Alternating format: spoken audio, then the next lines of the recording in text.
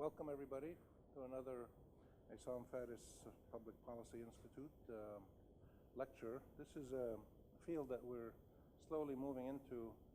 Reconstruction, rebuilding, comes a little bit out of our work in the Palestinian camps project and with Nahr al-Barid, and then the other reconstructions going on in Lebanon and the wake of the various wars and conflicts, and the work that's going on in Gaza now, in Palestine, Iraq, other parts of the Arab world. This is obviously a major regional issue.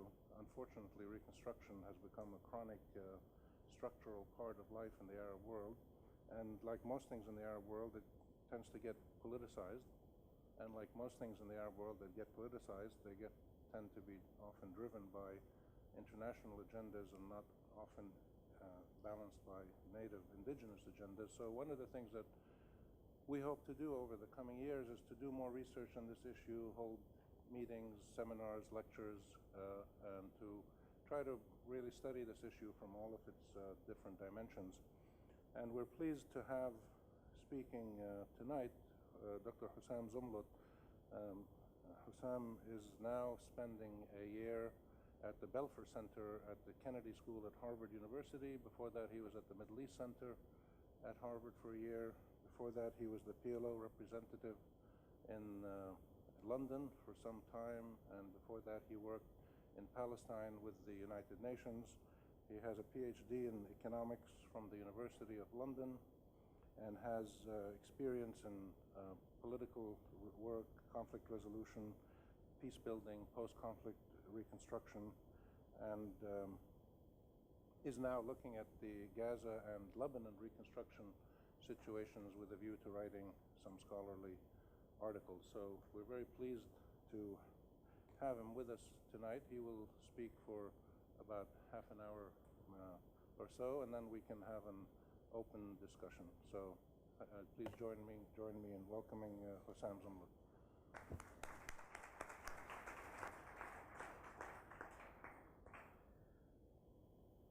Mr. Chairman, thank you very much. This is truly a privilege, an honor, not only to be in the UB, a place that I have been encountering throughout the years, the graduates of this great institution. And in Palestine, most of our icons have passed through this institution in a way or another. It is also a great pleasure to be introduced by such a monument and an icon. Indeed, how he does it, we all don't know. By the way, you have to ask them about his approach. But I have been also encountering Rami in the States, in Harvard and elsewhere, where he says everything that each and every one of you would want to say in the most passionate way, but how all the Western audience would come out of that very happy and pleased and content is a question that you have to take it up with him. Thank you, Rami, for giving me this opportunity. This is my first visit ever to Lebanon, and therefore I cannot really claim in any way or another that I could give you anything that you don't know.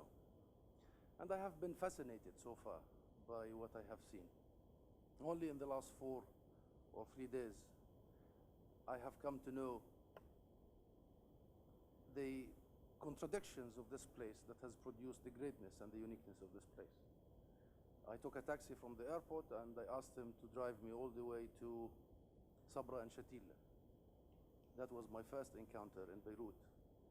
And then after I finished my tour of the camp, I told him take me to El Jummezi. And the contrast is absolutely, and this is Beirut. It's the diversity, it's the resilience, and it's all these years of attempts by various players, and this is very important for us Palestinians and indeed for the rest of the Arab world, to try and meddle in the internal scene of Lebanon. And after each war, for some reason, Lebanon would go back to its default position. There was no one incident whereby a minority had vanished or a majority ruled over the rest. And this is exactly the experience that I would want to study and look into. This whole question of reconstruction comes under a more general idea that is generally described as peace building. And for the last 10 years of my life, I have been studying peace building. I have done a master's at the London School of Economics, a PhD at SAWAS, School of Oriental and African Studies. And believe you me, you might know better. I'm still confused and I don't know what exactly that term means, peace building. But generally speaking, the term means that we need to tackle root causes of conflict and ensure its irreversibility by means of structural, political, economic, and social transformations. Quoting the former UN Secretary General Boutros Ghali in his 1992 Agenda for Peace, he says this: preventive diplomacy, that is usually peacemaking and peacekeeping, is to prevent conflicts, while peace building is to prevent its recurrence. So the idea about peace building is how do you prevent the recurrence of conflict? And from the sound of it, peace building has been such a failure in the Middle East, because apparently conflicts have been recurring both in Palestine and in Lebanon. And whereas peacemakers have been primarily UN diplomats who would go and try to mediate before a conflict erupts. For instance, Lakhdar Ibrahimi is a very famous global diplomat. And peacekeepers, like you have here in Lebanon in the south, the UN boots would come here and try and enforce some sort of truce. Peace builders often take the form of an army of experts and donors who would engage in what is loosely described as recovery and reconstruction, post-conflict recovery and reconstruction. This is exactly what I am trying to understand and what I'm trying to also study and apply on the region. And our region, whether in Palestine, in Lebanon, Iraq, or elsewhere, as Rami started by describing, has been a net recipient of such programs, reconstruction, post-conflict reconstruction, for several years, for several decades actually. Lebanon has been under reconstruction from 1975, a program after another. And again, what do we mean by reconstruction?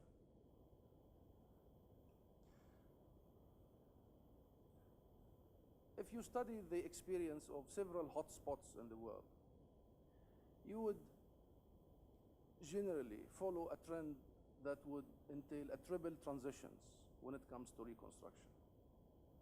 The first transition is called security transition. That is the shifting, the moving from a situation of war to a situation of peace. So the first focus of reconstruction and recovery, international reconstruction and recovery, is how do you consolidate the security transition into a more sustainable situation of coexistence and ensuring that there will not be a return to the state of conflict.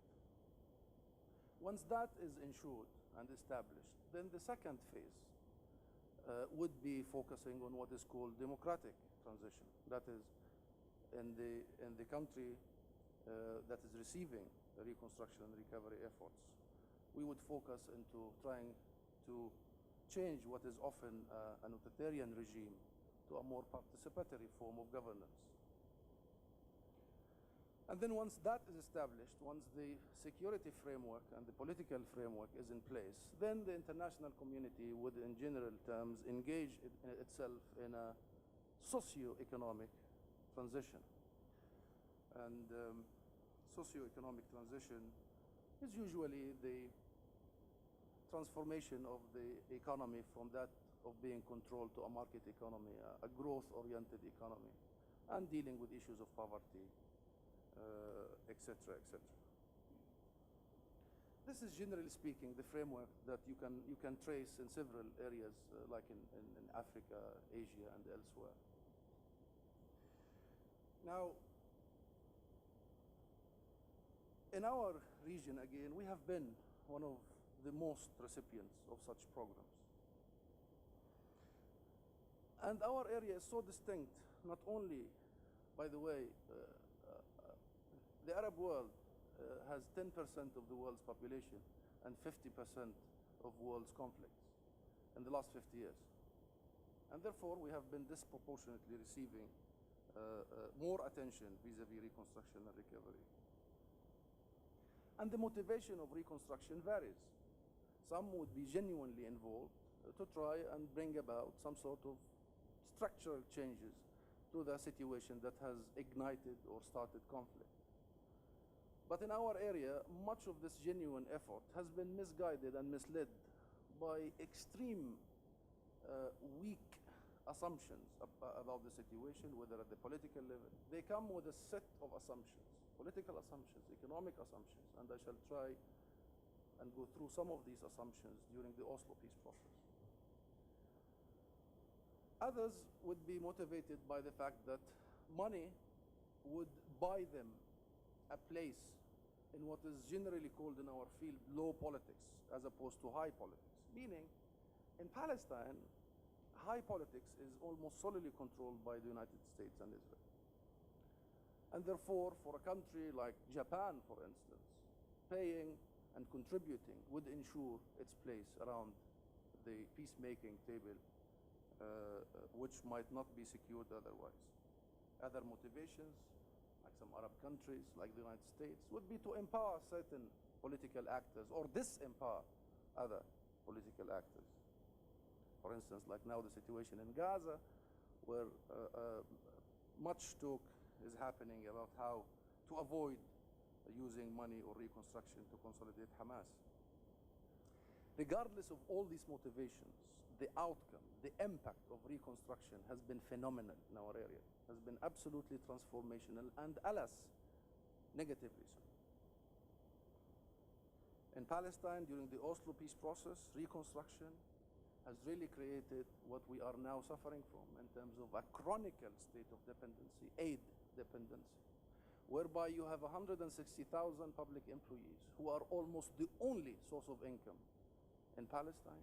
Most of public budget comes from donors, a situation that is unbearable and cannot really produce a polity or any prospects, any political prospects.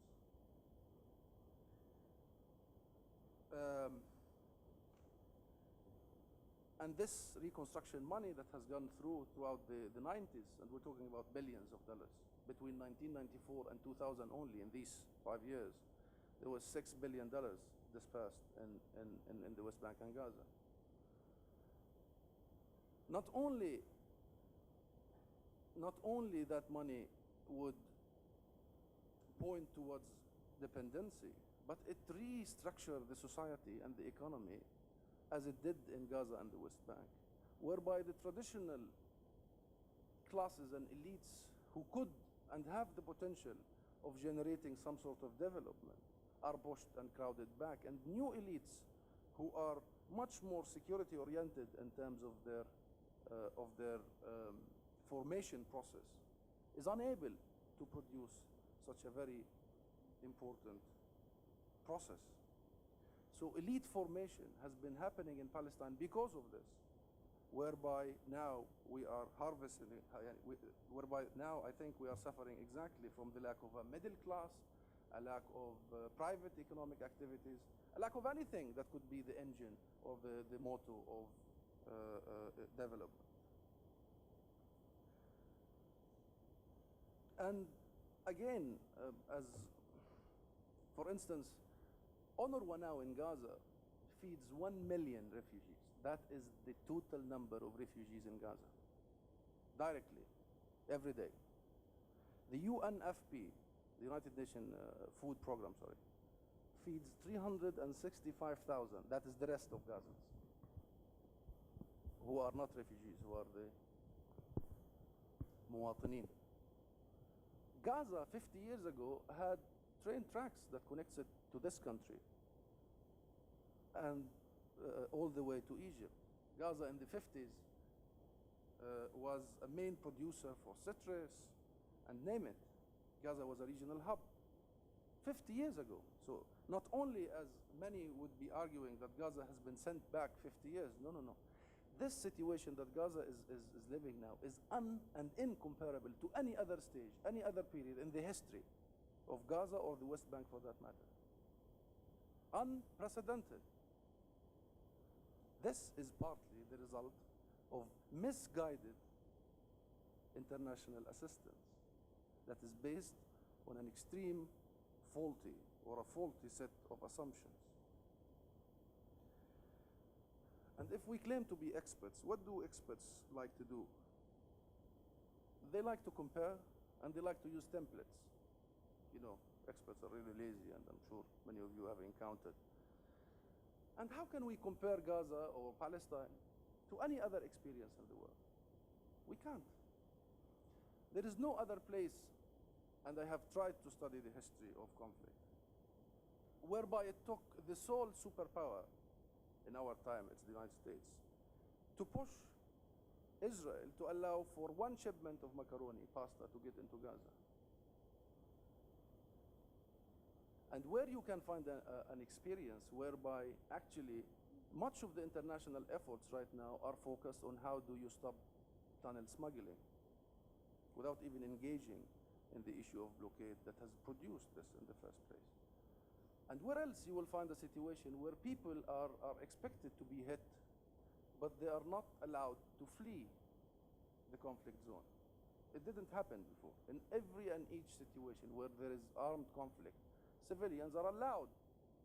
And where else in the world you will find refugees have been made refugees 2 times, 3 times, 4 times, but in Gaza, you don't. It might happen in some places, but this systematic repetition of history is something that is very difficult to try and find other places, other experiences whereby you can apply it. Where else you will find a situation where people are not really occupied, but they are under such iron fist control by an external power? But there is nothing, you know, Israel has disengaged, so they are still occupied, but there is this disengagement from the midst of Gaza. This very peculiar situation does not exist anywhere. And about the template, I've just described the general template that has to do with reconstruction, the 3 stages that I've described. This is a template that often we would use to try and make some sort of a sense and a sequence for international intervention. And when it comes to Palestine, always this sequence is almost omitted. And the world focuses first and foremost, almost solely by the way, on the 3rd transition, on the socio-economic transition, foregoing in the process the first, most important, most sensitive, which is the security transition. Palestinians, as you are very well aware, have never passed through the first transition. Worse still, even though that Palestinians did not pass through the first transition, when under occupation they were able to progress in the second transition, that is democratic transition, and conduct elections in 2006, and then go to Mecca and form a national unity government that was 96% representative of Palestinians. The international community boycotts it. This is the most peculiar situation on the face of earth. And therefore, not only this field is calling, there is an absolute necessity not only to study all this business, to challenge it, and to start all together, all the Arab intellectuals, academics, researchers, students, to try and understand what has happened, link our experience with the Lebanese experience, with the Iraqi experience, see what are the similarities, what are the differences, and once and for all produce our own organic thinking. Because apparently, just to give the benefit of the doubt,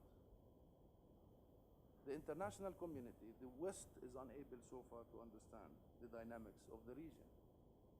And by the way, not all this is for conspiracy.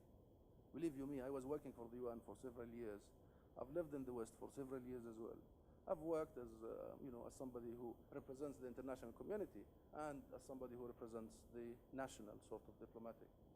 And I know much of this is genuine. But as they say, يعني الطريق إلى الجنة وإلى النار إيش معبدة بالنوايا الحسنة.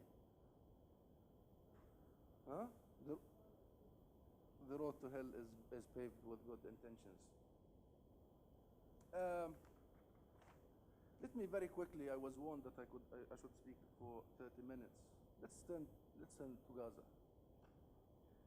What are the assumptions now? What everybody is talking about? How are they discussing Gaza? Here is the deal.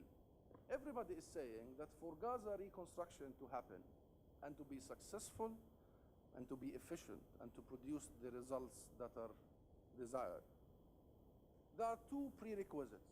The first prerequisite is that there must be Palestinian reconciliation. Excellent. Rightly so, by the way. That there must be one Palestinian voice, that there must be one Palestinian address. The second precondition or prerequisite is that there has to be a renewal of the Palestinian-Israeli peace process, because without any sort of, without a political process that will allow for the freer movement of people and goods, forget it. Cement is not entering, even macaroni is not entering, as I started by saying. Macaroni is pasta, by the way. And as you know, John Kerry was in Gaza 3 weeks ago, and as he was leaving Gaza, he saw all these piles of trucks at the borders of Gaza, and then he asked his convoy, his aide, and said, why these trucks are not entering Gaza? And then one of his aides that told him that, this is a shipment of macaroni coming from Italy as a help to the Gazans and to the Palestinians. And according to the Israeli list, this is not a basic item. There are only 5 basic items that are allowed to get into Gaza. Macaroni happened not to be one of the basic items. And John Kerry went crazy about this, apparently. He went to Tel Aviv, and he was extremely unhappy, prompting his Secretary of State, Clinton, to write a very strong worded letter to their Israeli counterparts about macaroni, and that the macaroni has to get into Gaza immediately, which did. But how dangerous this is a deviation from my, how dangerous this is. A good intentioned, compassionate, but Gaza and Palestine has been turned into a humanitarian case. From the 90s, when aid was an act of political support, when the international community was engaged to lay the foundations for the Palestinian state to come, to pushing Israel to allow us to eat some macaroni. And not only this is very disturbing, but in fact, the world seems to think that the people of Gaza are receiving the macaroni for free. That was donated, yes. But generally, macaronis in Gaza are 3 times more expensive than Tel Aviv because of the heinous security checks and the delays and the transaction costs. So people in Gaza and the West Bank are paying much more money from their own pockets to buy stuff that they are not allowed to import. Let's go back to the assumptions. So the first assumption for Gaza, that is the international community now, is that there has to be reconciliation, which I totally support, and there has to be political process with it. But for the sake of the argument, let us assume that these 2 prerequisites, these 2 preconditions are available. For some reason, not for some reason, Palestinians are talking in Cairo now, and there are some good news. From time to time, they depress us, but what I heard last night, that things are really progressing. And there is George Mitchell, who's a very serious man, and he wants to revitalize the peace process. Let's assume the 2 efforts simultaneously will work all of a sudden, and next week we will have political process with Israel and Palestinian National Unity Government.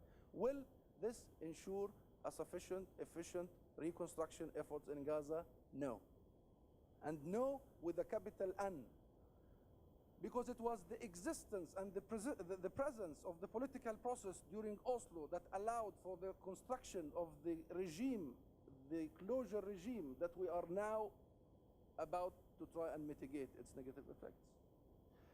All of this was done in the presence of political process with Israel and in the absence of Palestinian division.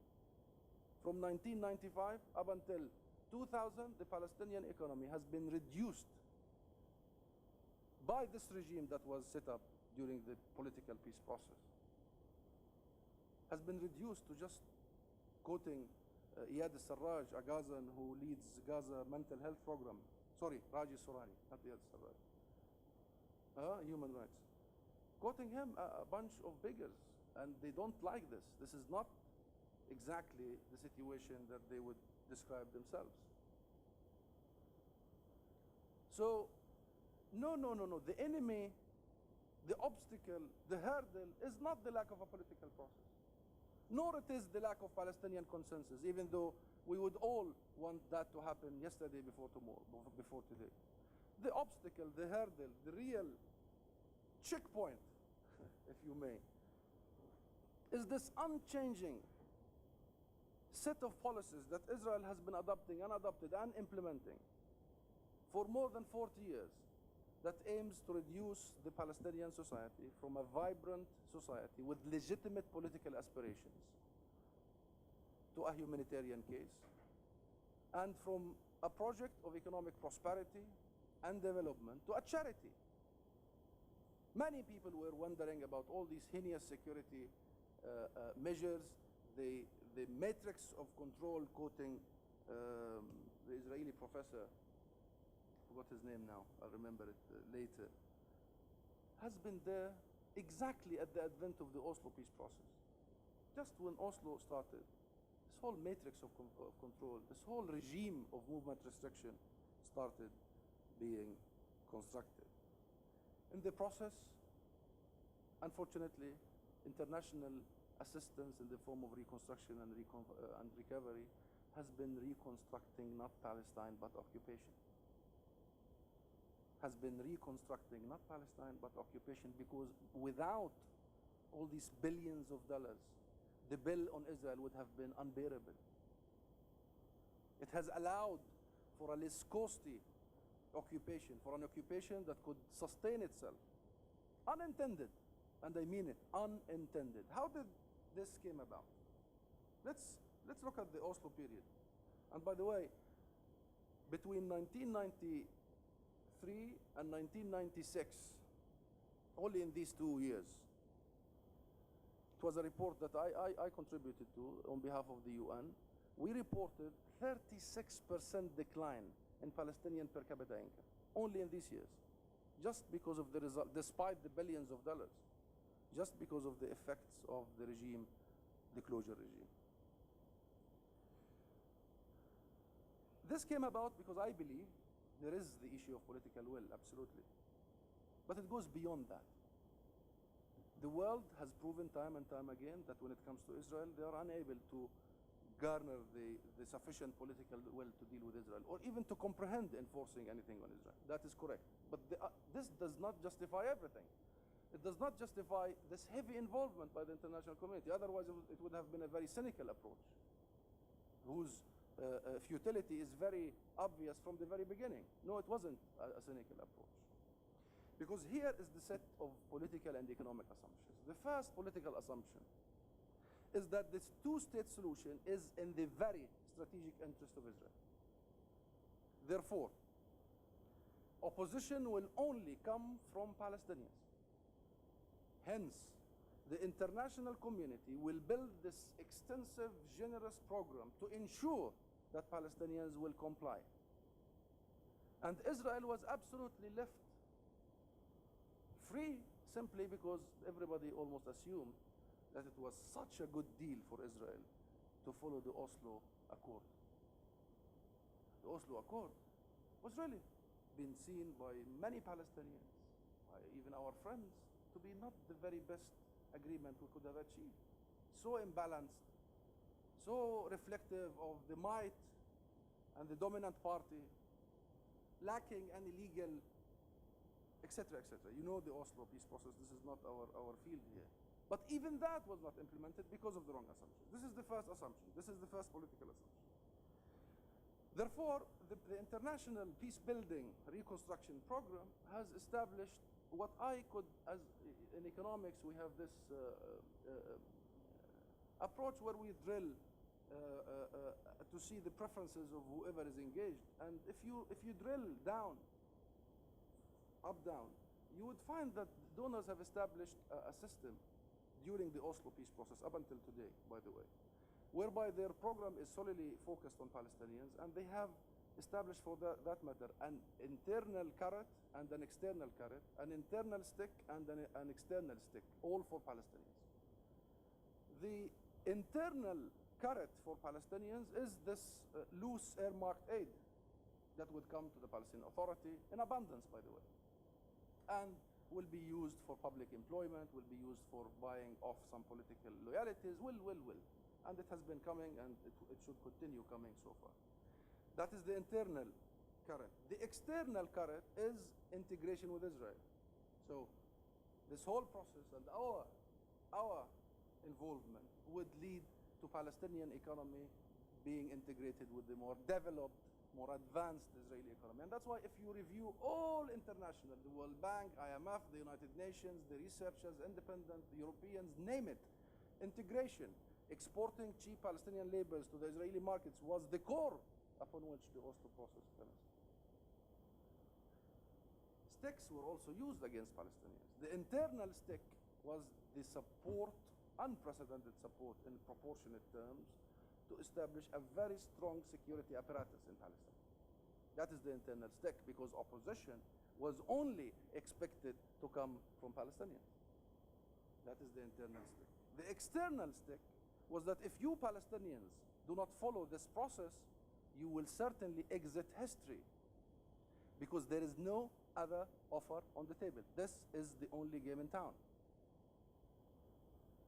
And the whole thing was constructed as such, and for good or for bad, it was so efficient to yield the results sought, a Palestinian compliance, absolute compliance. To the extent, by the way, that the failure of the peace process could not be attributed to a Palestinian group sabotaging the process, or the lack of a majority in Palestine that would support it. All indicators would indicate that movement towards a genuine two-state solution was possible, and the Palestinian elites who led the Oslo peace process, that is the PLO at the time, were absolutely able and committed to that. And there are sets of economic assumptions that followed from all these political assumptions. And you know, the economic assumptions are as nauseating as the political assumptions. And I have had, I went and studied most of these assumptions. I'm not sure if I have time to go through them, but in a nutshell, donors believed that the Palestinian state in the making, by the way, they all assumed that in 5 years there will be a Palestinian state. So don't upset Israel in the process. Don't criticize Israel. The Palestinian state is coming anyway. So all this is minor details. But we will be telling them, okay, but look at this regime of, it's not really going the direction. Look at the settlements. No, don't worry, this is temporary. They were hoping against hope. And they were trying, you know, just to, like an ostrich, trying to believe or want to believe that all these measures, all these policies are only temporary. So they believed that laying the foundations, ensuring that the very rich Palestinian human endowment, the expatriate money, will ensure, with the help of donors, that Palestinians will secure their place within the middle-income countries, not only the middle-income countries of the world. And those who are interested, I have all of their sort of economic assumptions written in an article that I will make it available to Rami if you are interested, just to move a bit beyond the assumptions, because much of this is based on the F, and again Gaza is the same. What if, and all these assumptions have proven to be wrong. And I have consumed almost 30 minutes, and I'm not even halfway through. But let me try and, in the discussion there will come many things. Let me try and look forward. Because, by the way, we could justify, we could explain, we could attempt to explain this grave failure of the international community on the basis of them being unprepared. We could justify. We could say that, oh, they came with the wrong set of assumptions. They didn't know what was Israel's strategies, were Israel's strategies, what were really the intention behind Israel's, Oslo process. They thought it will lead to an independent sovereign Palestine. Oh, fine. But now this could not hold anymore. This lack of being prepared can no longer be a justification.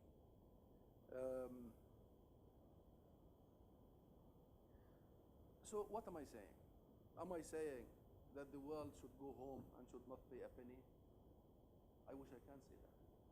Truly, I wish I can say that. No, I'm not saying this. The world, unfortunately,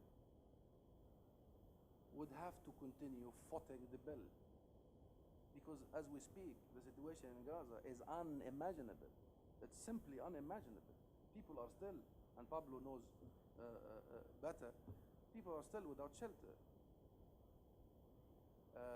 And therefore, there will be no other venue but to continue compensating for what Israel should be paying, and to do it again and again. So by no means aid could stop in such a grave situation.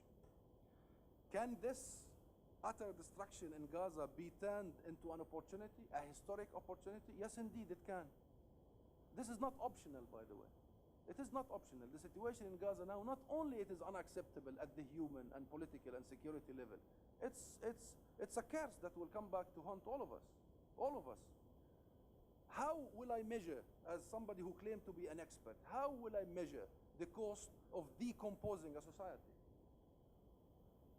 This is not just a $2.8 billion that will rebuild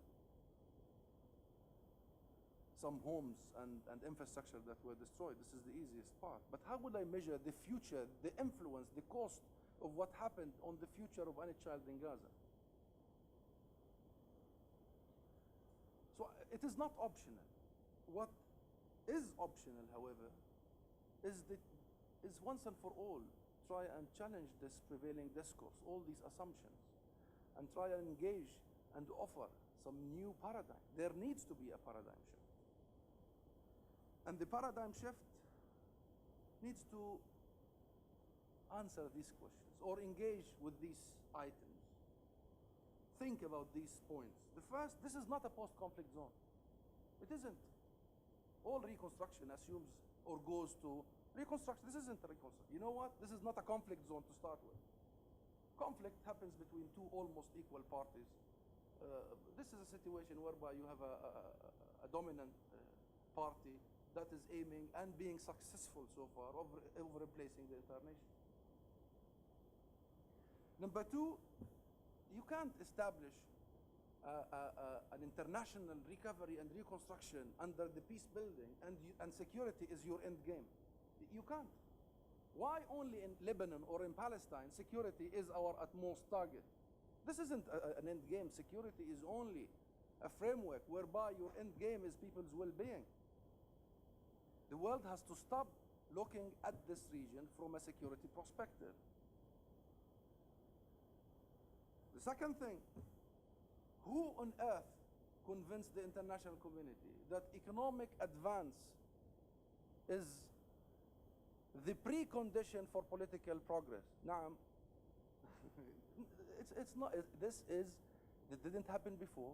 It is unprecedented anywhere else. You cannot. It is always political progress will ensure and will provide the launching pad for economic advance.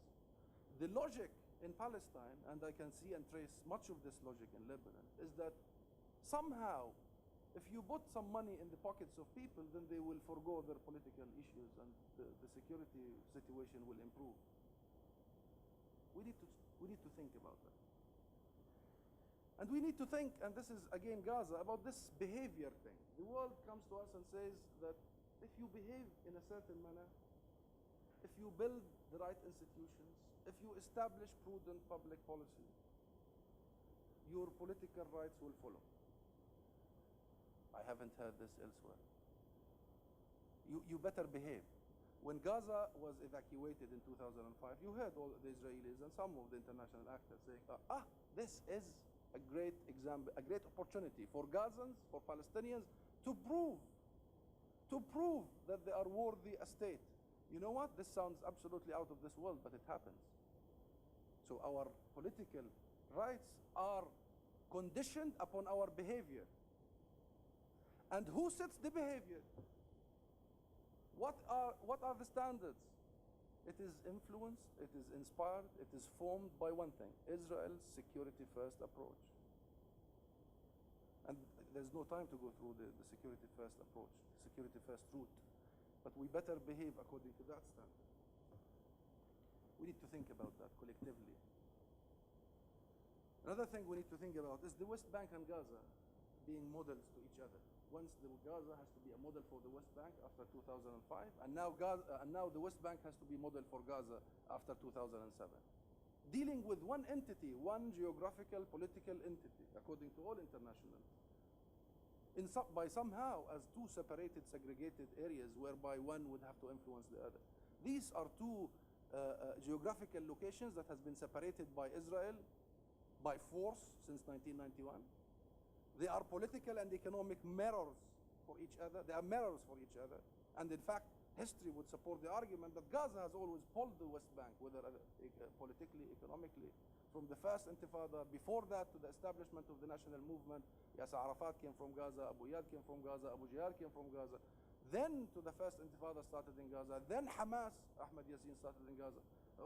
How on earth would you establish a whole... For the last 2 years, the international community has established its reconstruction, rebranded its reconstruction to focus on the West Bank. The result is the collapse of Gaza we are discussing today.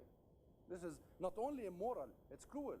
And by the way, much of this rhetoric is happening as we speak. We have to challenge it. These two entities have to be integrated. There has to be a holistic approach, development approach, and again, politics precedes economics in our part of the world. And the world has to stop thinking that they have to engage so they help Israel implement the two-state solution. This logic was always that we are there to help Israel implement the two-state solution. No, they are there to enforce the two-state solution, and enforcement is different. If you have assumptions that you just want to help implement because there is an agreement within the dominant party and your assumption is wrong, then you think about enforcement. And you have to change this whole state building exercise. This isn't a state building situation. State building happens when occupation ends. It's very simple. I don't need to argue about it. Every single act of financial support for the last 10 years has been done through the state building exercise.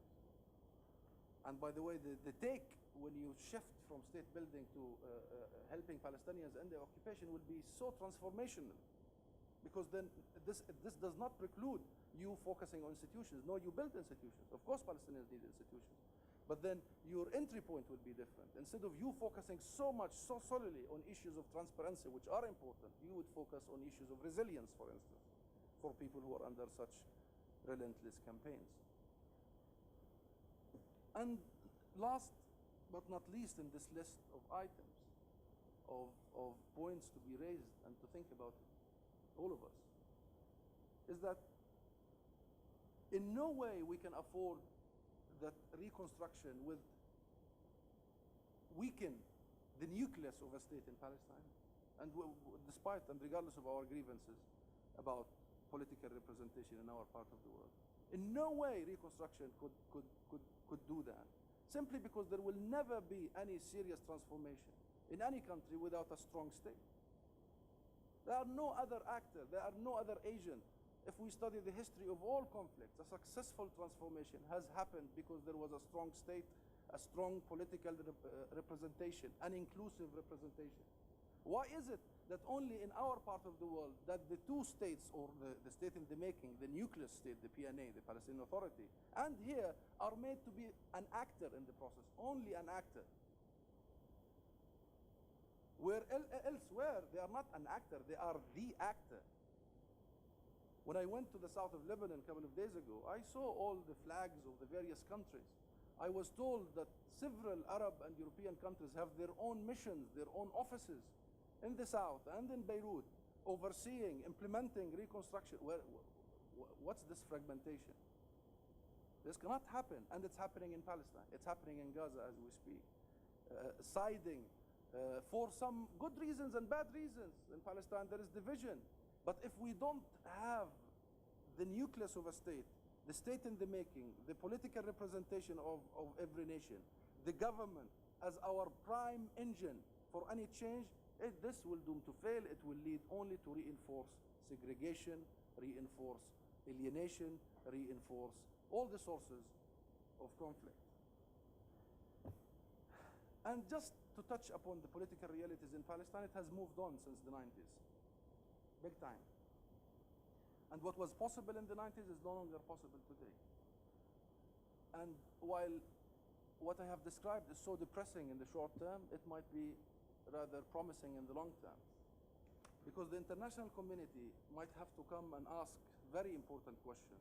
The first is about the two-state solution, whether it is possible, can they garner and gather sufficient political will to enforce it on Israel. Second one, they have to ask themselves the question about their set of economic and political assumptions.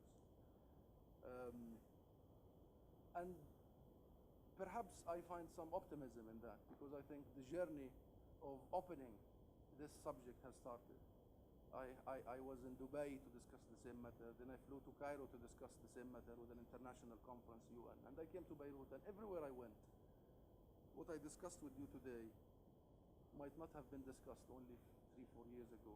So people are very aware, very conscious, very interested in trying, and people of the region, by the way, are very interested and keen to try and at least challenge this and try and embark upon a process whereby there will be an organic regional perspective that could replace some of this nonsense. Thank you.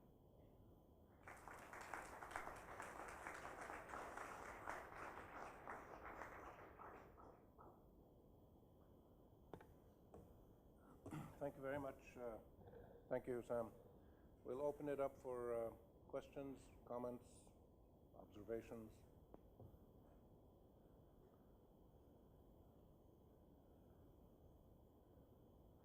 Somebody must want to say something. All the way in the back. Use a microphone, please, because this is recorded. We put it on our website. And identify yourself. Okay. Dana Balut. I wanted to ask you two questions. One, you were talking about comparing our experiences in Gaza with Lebanon, but you also talked about the uniqueness of Gaza. So given the fact that Gaza is unique, what are the similarities that you see, let's say, with Lebanon, other than obviously the shared enemy?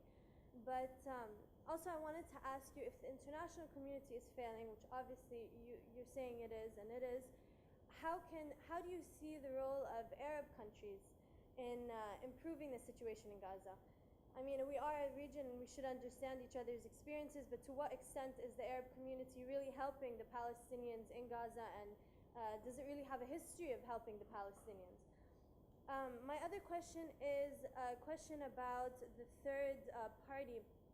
Recently, Mustafa Barghouti, I don't know if you've heard of him, he has his own party. It's different than Hamas and Fatah, and I wanted to know, I've seen him more in the media these days, and especially with the attack on Gaza, and I wanted to know your opinion about him. If you think that a third mediating party different than Hamas and Fatah can actually help more in maybe negotiations, reconciliation, etc. And thank you for your talk. It was very interesting. Thank you. If I can just add to that question about the Arabs, at the recent Cairo meeting, I think there was a sign of the Arabs starting to channel aid directly and not through international groups. And we started to see a bit of that in Lebanon as well, in some of the reconstruction in different parts of Lebanon. So are we starting to see something different coming out of the Arab world, and why?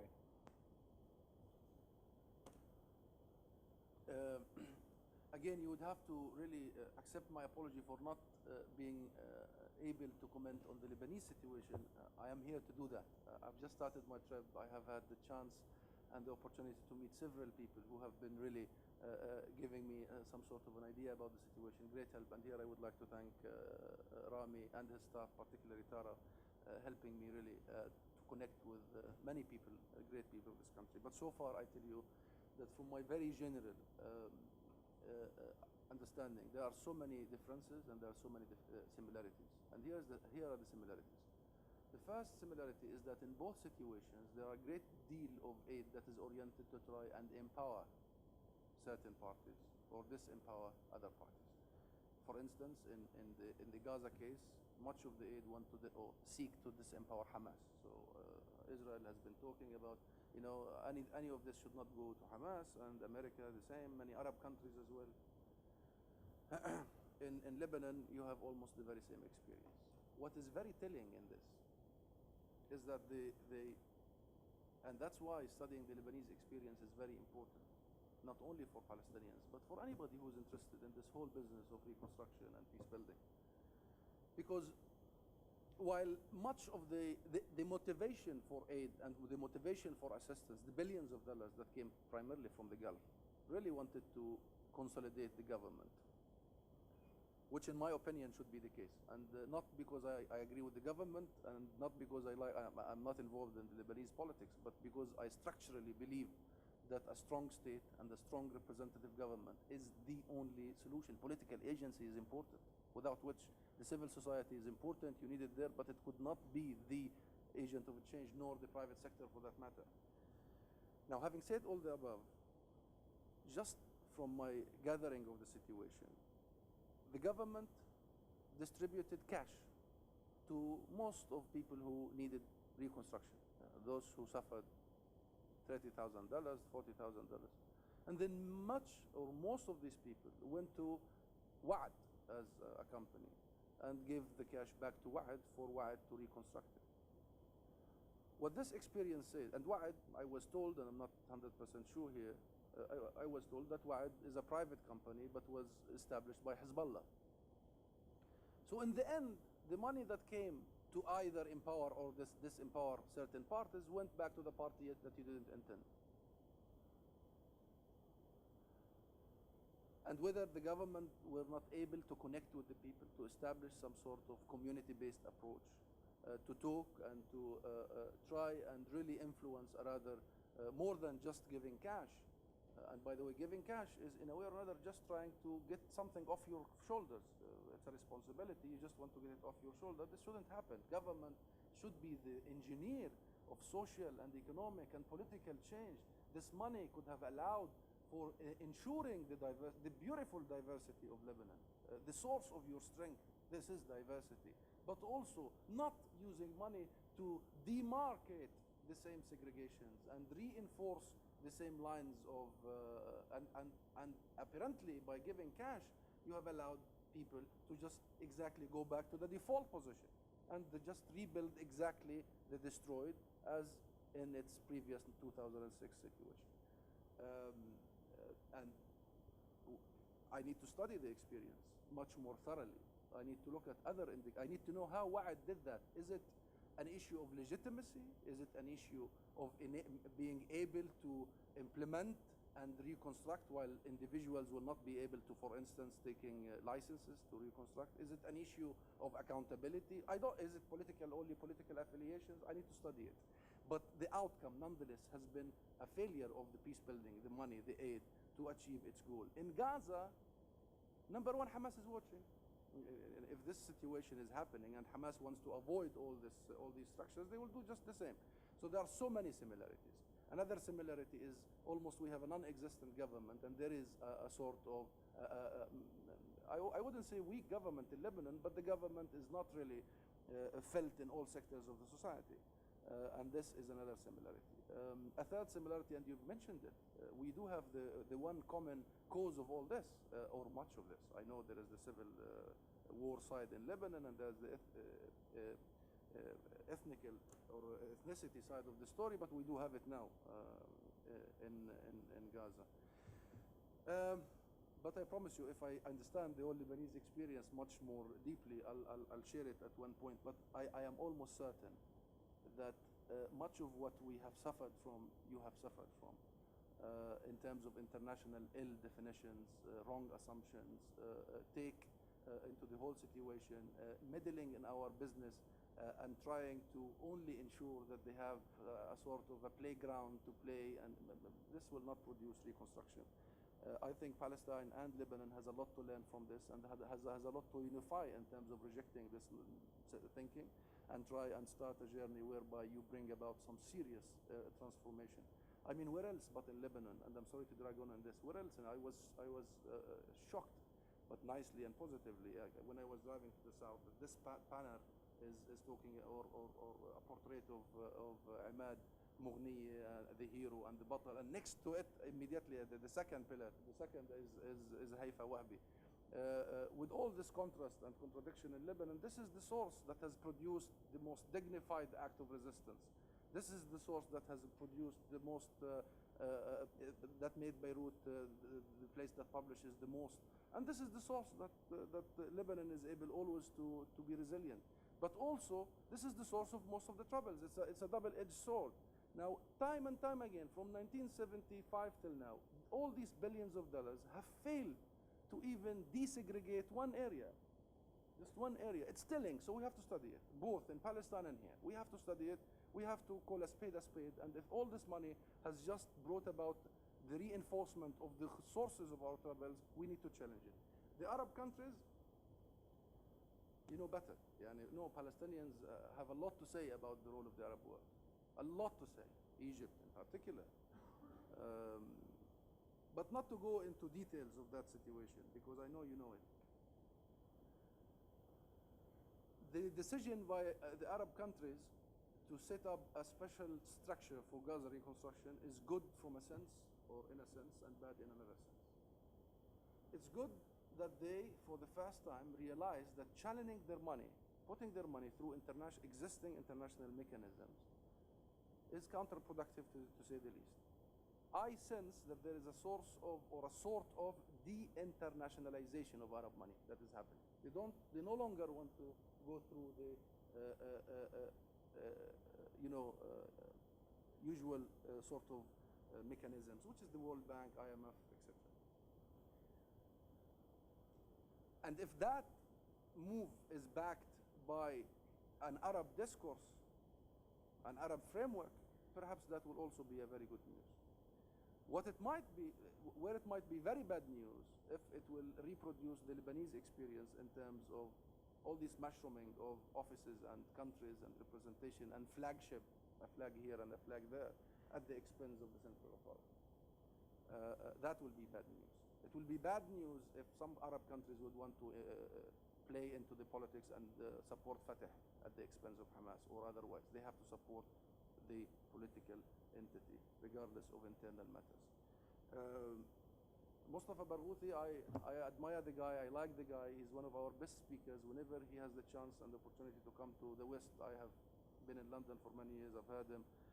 I think he's by far, him and Rami Khouri have some very unique abilities where Rami can really keep saying the stuff that the West would want to hear about, tolerance, the rule of law, etc. Like a tennis player, he would just hit them with his backhand most passionately. Barghouthi has a way of delivering facts as opposed to rhetoric, and he uses all the time.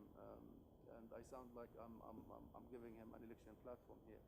So I would vote for him as a man, as a person. However, Palestine historically has been a place where political movements thrive on resistance and thrive on being in ode with the occupier physically, engaging with the occupier. That's why Fatah has been the dominant party for so many decades, and now Hamas is taking almost a similar position. I would love to see nice people with suits, a terrorist with a suit like myself, more into Palestinian politics, but I'm afraid it won't be the case. Thank you, Husam. Well, I'm trying to think with you about this divorce between humanitarian and economic aspect and the political process. I would go further saying that the more some donors they support the Palestinians people, the less they support their cause. I have some kind of figures about that to show, for instance, some countries, I mean, they give more money now when they support more the Israeli colonial practices. I would I would do two levels of analysis.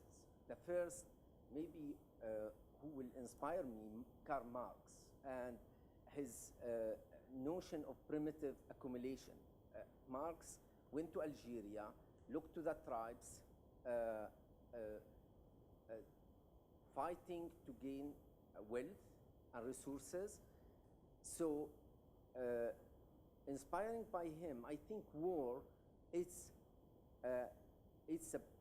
one of the major resource for a primitive accumulation of capital. And I would say what is going on now, it's exactly in the same schema, that reconstruction is also a primitive accumulation in the region. Accumulation for the Palestinians, there is elite formation, that the donors come with the money, create a new elite. So it's a rent society, Palestinians. I think 2/3 of the Palestinians work in NGOs, non-governmental organization, international organization in West Bank. So it's a you don't create a productive society, but rent society. It's a primitive accumulation for the expert who came also. If we look to the foreign expertise among the total amount of donation, we find a huge amount, so a huge rate. So actually, it's again part of this primitive accumulation. So this is my first level of analysis. I would say there is another, and it's amazed how much the Palestinians they take the money and they make fun from the giver, from the donors. I mean, I will give you examples. 6 months before the election, USAID canceled all their projects in Palestinian territories, and they make announcements cynically in all the Palestinian newspapers, saying that we need a new cycle of project. This project should be with high employability and quickly produce a quick result. So in somehow they are saying that, okay, we will subsidize some Fatah organization that they will employ people and these people will vote for them. So the Palestinians understand that, and some of these people, I interview them, they go, they ask for the money, and then they vote for Hamas. So I think it's the resistance here. I come to your key point, that the Palestinians resist by making fun of these donors, and actually these official donors, they make fun from their taxpayer, because it's a very money put in Gaza to construct all these buildings, end up destroyed by Israel. Thank you. Thank you. Well, while I'm always fascinated by those who read Marx, I've never read as much as I would want to. And Marx is when you read it, you are really structured enough to understand the rest of history. So, yes, there is a business. Now, Marx would call it primitive accumulation. An American now would call it a business. The industry of Reconstruction.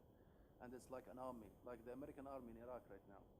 And there are so many indicators that America has to get out of Iraq. At the political level, the politicians are saying, let's get out of Iraq. But there is a self-proving prophecy. There is a self-serving interest, vested interest. And then the army generals will be arguing all the time that, oh, we need to remain there. You know, the whole system, how it works. And the same thing is happening for Reconstruction. There is an army, there is a business. There are people who want to sustain themselves. In the Reconstruction business, the goal that you must have is how to run yourself out of business, right? That's the prime goal. You have to be working towards actually running out of business. But so many people would not be as good as we imagine, and they would want to continue being the experts and the consultants with $20,000 a month. So I agree with you. But the Palestinians make fun of money. You mean that they criticize it? It's very important. This money I believe, much of it comes because Palestinians are part of the global community. Palestine is a global cause. It has been caused by global players. It has been created by some sort of an international consensus.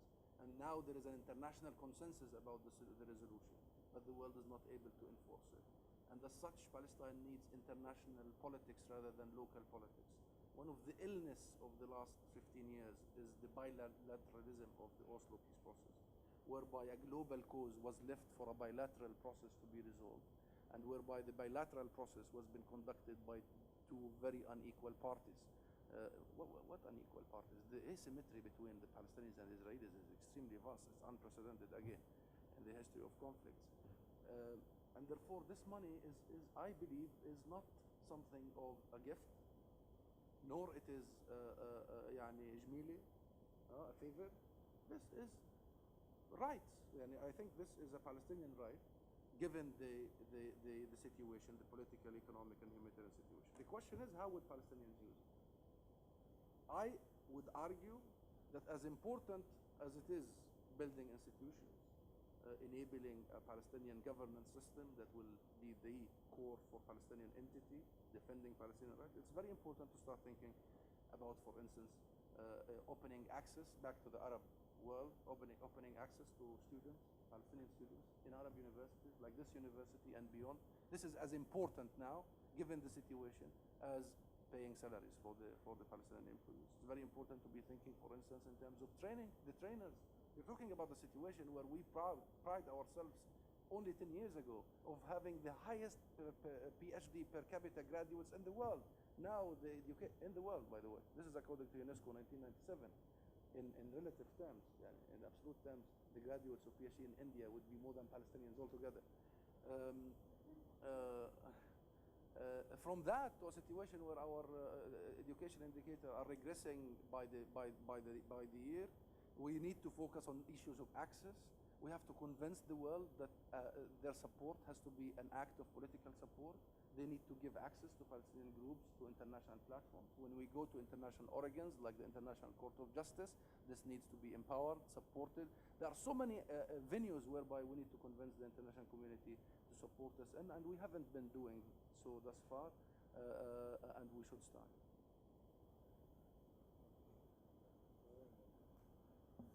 Thank you for a very interesting analysis.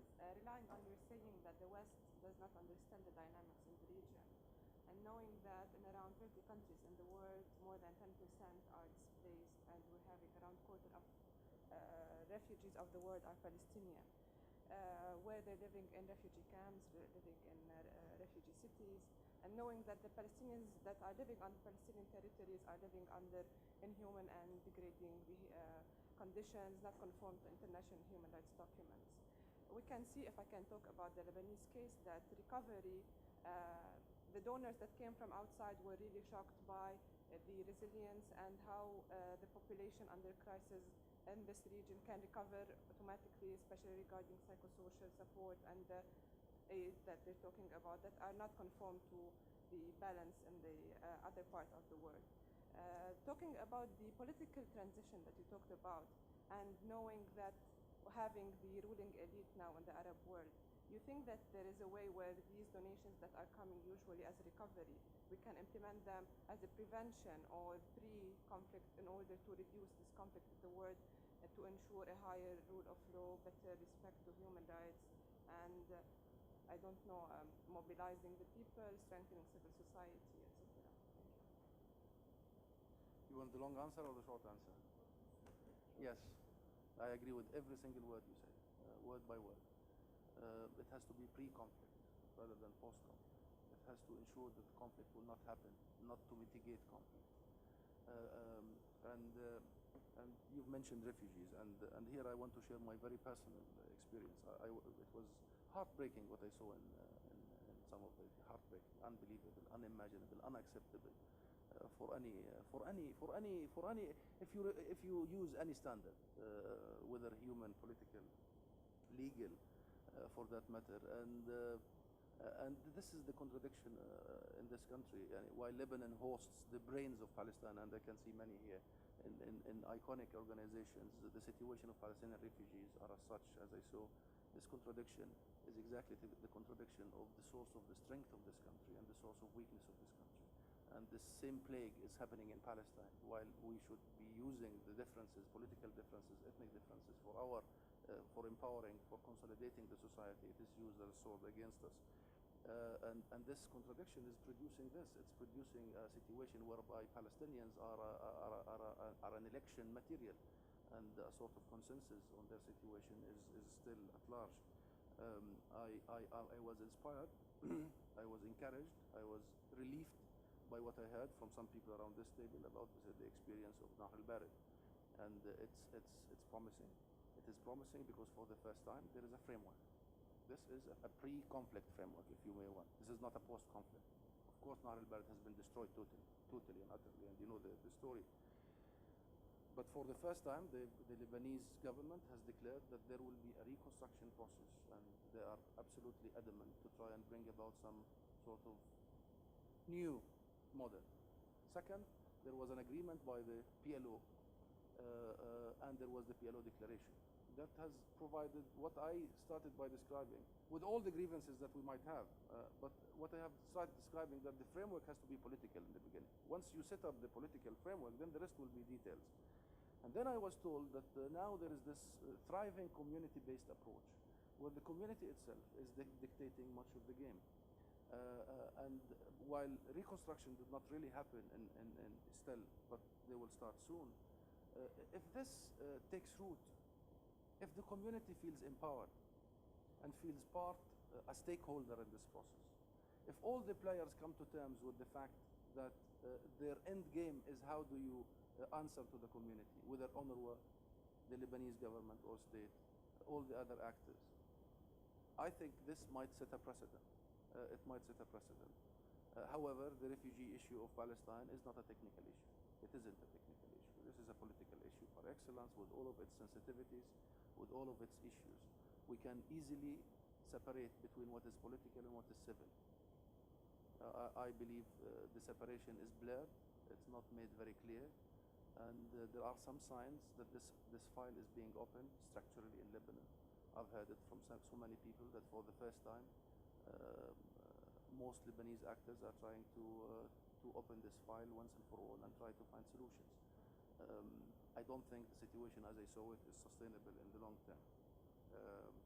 And I hope that all the efforts in Nahr al-Bared will produce a situation where the people of the Nahr al-Bared will feel that the new camp has been constructed in a way to answer their social considerations. You know, these people, their social capital is as important as the physical. The neighbors and the guy who sells falafel and the whole environment and it's very important. The society and the fabrics and the accumulation of their collective memory. If that succeeds, then there will be a lot of hope about the other business of reconstruction.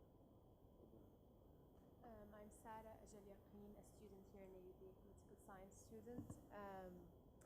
You were talking about the need for an organic local paradigm through which we can understand the vicissitudes of this region in general, be them economic or political.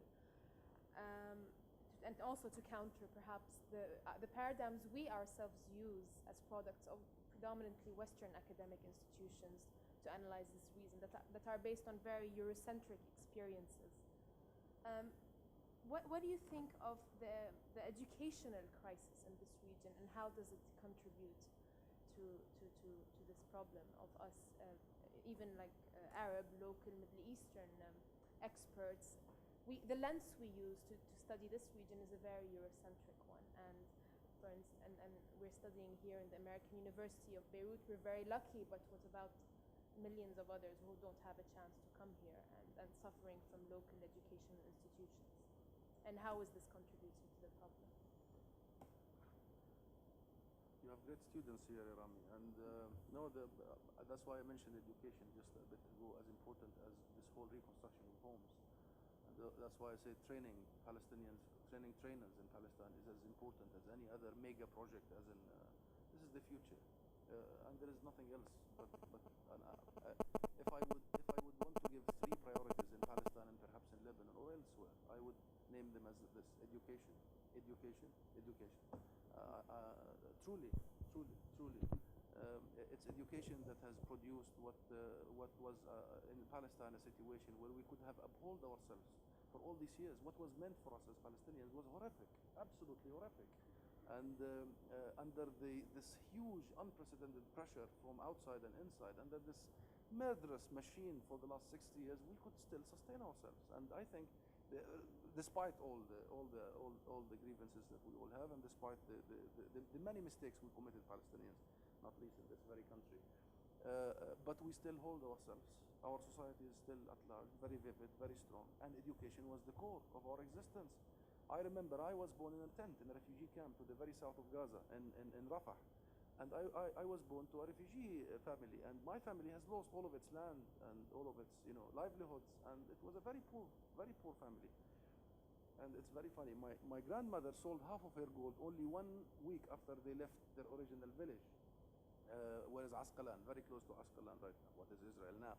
She sold half of her gold 1 week later because her neighbor in the original village needed cash. He was out of cash, so he told her that it was a trade-off. I will sell you half of my land in Simsim, which is our original, and you give me half of your gold. So my grandmother was a shrewd trader. She really thought that was a good deal. So she sold half of her gold to get half of his land, which was just neighboring her land. So she became a landlord. Of course, she assumed, not only assumed, she was absolutely certain that she's going back. It's just a matter of a week or two. Yeah, this cannot happen that they just left their homes, farms, their cattle, their everything behind. They were farmers, and they won't go back. But the telling story is that she learned the hard way because she lost it. She never come back. She never sold her gold until 1991 when I went to Beirut. She sold the other half of it. That was a collective memory for almost every grandmother in Palestine and almost every society or every family in Palestine. Education has become the core. We are losing that now for some reason. It's not as important, as strong as it is of an orientation for the society, and we should bring it back. And what else? Did you mention anything that I missed? The Eurocentric, the Western, the paradigm, the shift. This is what I try to argue throughout my discussion or the presentation. And not only we suffer from Westerner, and by the way, and I really mean it. I'm not being a diplomat, even though my diplomatic past does affect me sometimes. I have to admit, but I mean it. I haven't encountered the Western man or woman who is so hateful and want to. No, it's not the case. It isn't the case at all. I have encountered weak, very uninformed opinion.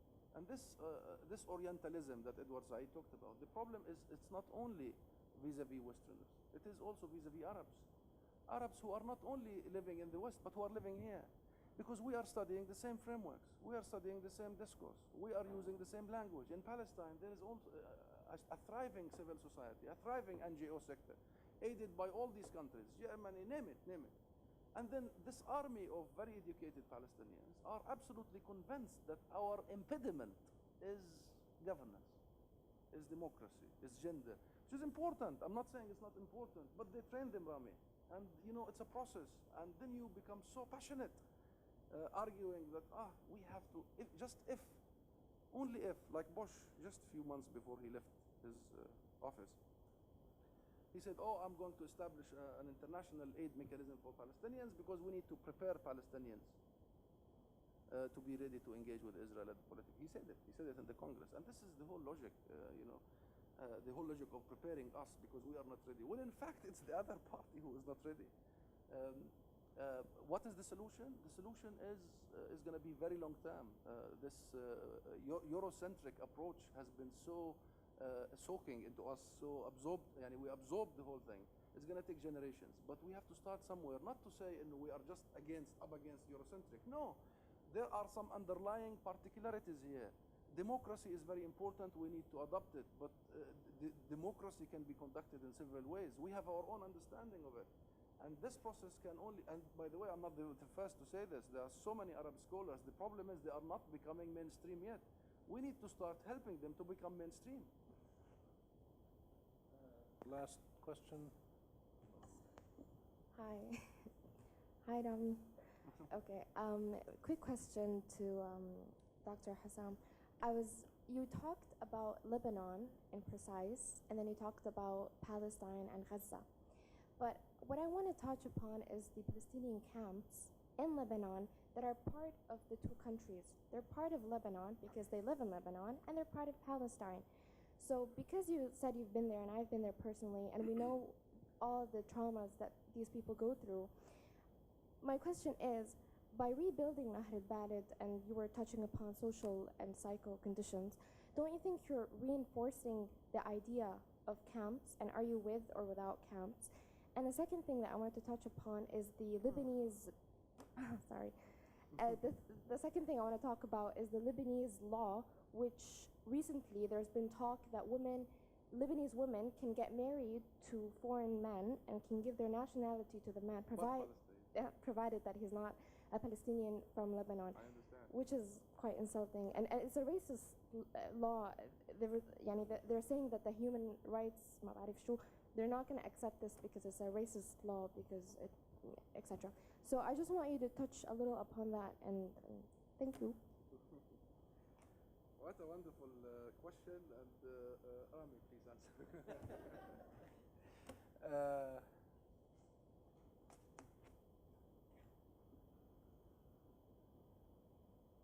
I don't want to get into troubles, simply because I really this is my first visit, and I cannot claim to understand the whole dynamics. But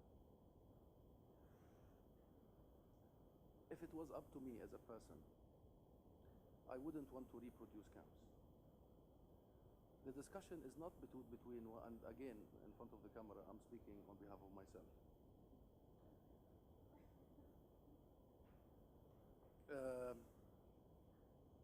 There is a great difference, and we have to make the distinction between citizenship and identity, between your relationship with the state you live in, and between your historical, political aspirations and background and affiliations. I lived in the UK for 4 years. I lectured in the University of London and here and there. I paid my taxes. They came to me and they said, "Oh, you are a citizen. How come? I'm Palestinian. I'm not used to this." And they give me a British passport. Where I can come here, because as a Palestinian I wouldn't be able to come here. This is the model. This is the model. We live in an age where I could drive my car now from London to Brussels all the way to, or down to Italy. This is the model. And we all know that this is the model. Frankly, and I would sound so beyond Palestinian politics, and maybe I will scare some of you, but I didn't feel any difference between the mountains and the smells of Ramallah and the mountains and here. People could relate and live wherever they want. If Rami Khouri can bring all this value added to this university, it's such good news. And there are the striking historical, cultural, even linguistic similarities between the two, not to mention Sheikh al-Mahshi. But this is confronted, my friend, with so many realities, ugly realities, realpolitik. What you're talking about is what is desirable. What I will try to discuss with you is what is possible. What is desirable is that all this business of minorities, and let me include Jews in this minority thinking and minority behavior, because Jews have been trying to establish a situation whereby they will turn themselves into a majority, and this whole exercise has been a function of that. It didn't work, and it will not work here. But what is possible is that Palestinians will be able, with Lebanese, to establish a situation where the issue of nationalization is donated, or is an issue that is removed from the political domain and being placed in the civil domain. How do we do this is the question. How do we do this so long as the Palestinian refugee camps and the Palestinian refugee remains a political issue in Lebanon? Forget it. Our task is to shift this into the civil side, into the citizenship side, into the relationship between the state and not its citizens, but its residents. Because you could be a resident, like many thousands of people who are residents elsewhere. Will the refugee issue be resolved tomorrow? I hope so. We all hope so. But from the look of it, from the situation in our part of the world, this is going to take some time. And it's a crime. It is a crime that for the third or fourth generation, Palestinians have been losing a generation after another. This is unforgivable. And while other countries have found a better formula, I think Lebanon can find a better formula. I have seen few people in the last few days, and I mean it. This is the first time I hear that there are genuine efforts to try and bring that distinction I'm talking about, and try and bring some sort of a change.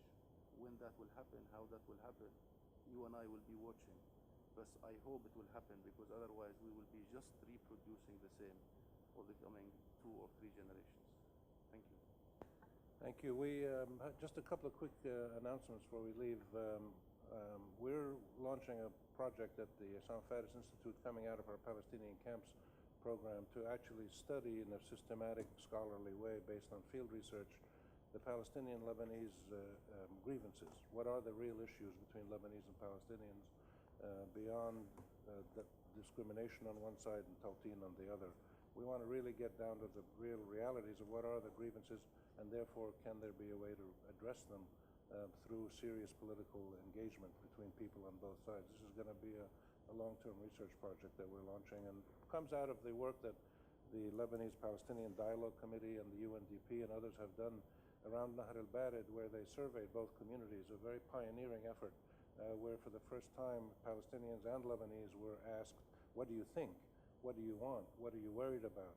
And we feel that approach is the best way to do it, and we're going to do our part, which is research, and then others can do the getting people together and conflict resolution. But we want to do a serious research project, and if anybody's interested in being involved, we'd welcome your support. Second point I want to make is we have a lecture tomorrow at 5 o'clock in West Hall. Bob Rae, the former Prime Minister of Ontario, the founder of the Forum of Federations around the world, an expert on constitutional power sharing in pluralistic societies, is going to give a lecture in our Bill and Stanley Hambrecht Distinguished Peacemakers Lecture Series. That's tomorrow at 5 in West Hall. And third, I want to thank Tara Mahfoud for doing all the work for this lecture. She's the program coordinator for our Palestinian Camps Project, and Sari Hanafi, our faculty research director. And finally, to thank Husam for being here, and all of you for coming.